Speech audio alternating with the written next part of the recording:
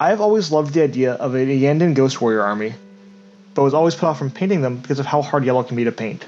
But in this tutorial, I will show you an easier way to paint yellow and get your great looking model on the tabletop in no time. Let's get started.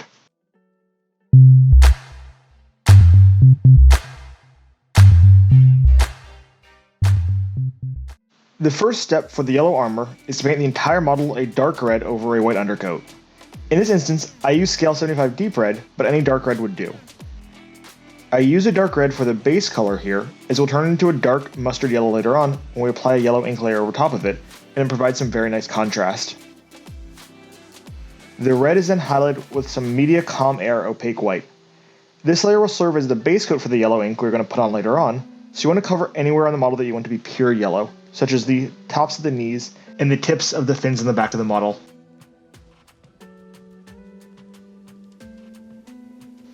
Next, I spray Thin Down Scale 75 Intensity Yellow over the entire model. This is thinned down about 30 to 1 thinner to ink, but it's not an exact measurement, so you may have to do some experimentation yourself.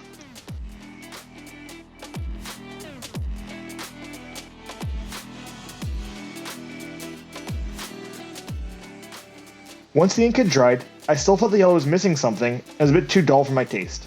So I grabbed some Fluar Yellow from Greenstuff and added a couple drops to my yellow ink mixture from the previous step. This was then carefully applied to the highest points of the armor. This is my first time using fluorescent paints, but I really like the effect here as it made the yellow a lot more vibrant and pop more.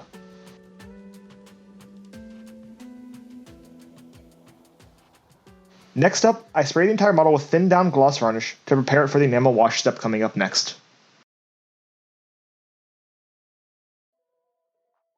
Enamel washes are a fantastic way to get contrast and definition on your model easily, and I have found them critical to getting a nice looking army on the table quickly.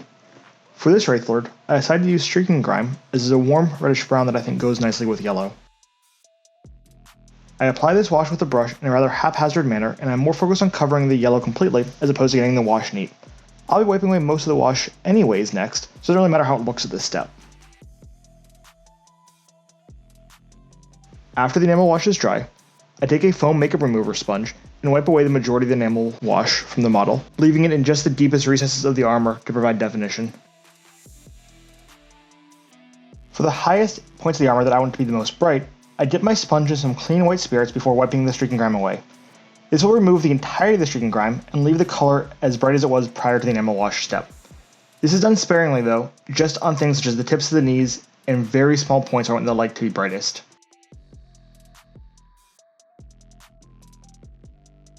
I then spray on a layer of matte varnish by AK Interactive to lock in the enamel layer and to dull down the shine from the gloss varnish before.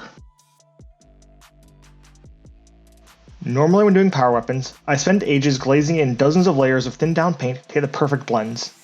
In order to actually get an army on the tabletop though, you need some shortcuts, so my traditional way of doing power weapons has to go.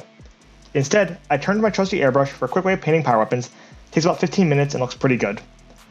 I start by layering down a layer of scale 75 Abyssal Blue over the entire blade. The dark blue-gray will be a perfect base color for the highlights we're going to build. Next, I carefully build up reflections of the blade using Media Calm Air Opaque White.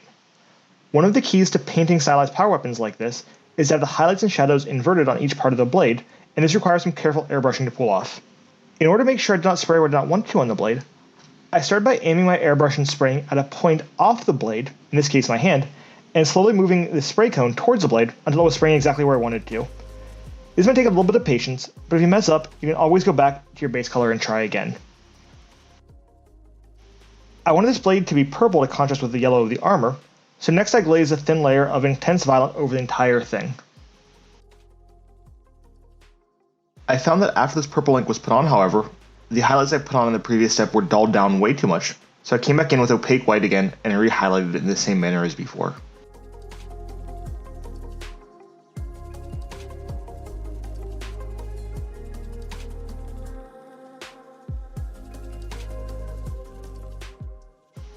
For the final touch, I edge highlighted the blade first with scale 75 Arctic Blue and then with white. This step is not entirely necessary, but I have found that it really helps give the blade the appearance of being razor sharp.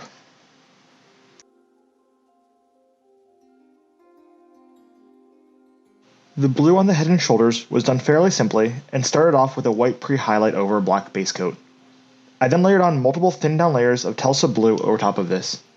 By keeping my paint fairly thin here and doing multiple passes, I'm able to maintain the volumes I built up with a pre-shade without having to change my paints at all in my airbrush. I find this way easier than trying to change out my paint cup with 3 or 4 different colors in my airbrush, and would recommend this technique if you're looking to speed up your painting process.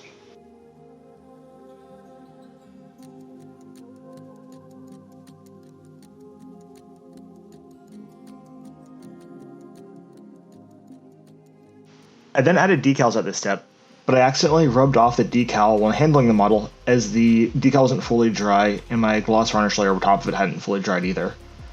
I was able to fix it with a little bit of careful finagling as well as repainting over some of the parts that I ruined, but it just goes to show why you really should take your time with this step and make sure that your decals are fully dried and sealed in before handling your model.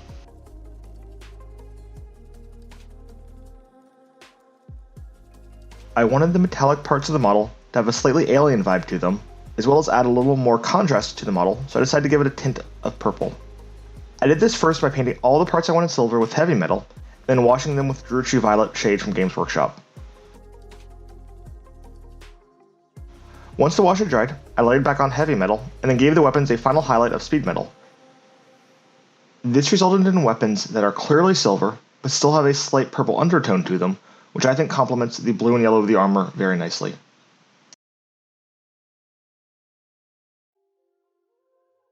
I kept all the black parts of the model, such as the gun casings and the ribbing behind the knees, pretty straightforward, as I simply painted it with flat black, then highlighted it with Caspian Blue by scale 75.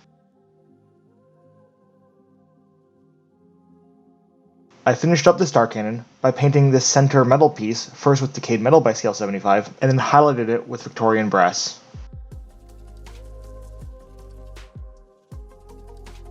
At this point, I thought the model was pretty much done and just needed to be attached to the base. Of course though, I managed to break off the sword hand when I went to glue the model to the base, and in the process of trying to repair the sword hand, I actually broke off the arm as well. Eventually, I was able to get the model back together and everything was fine, but I had another 15 or so minutes to this build that I really didn't want to spend.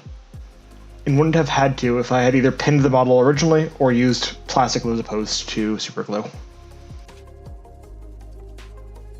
I then finished off the base with some snow effects from Tamiya, and the model was done.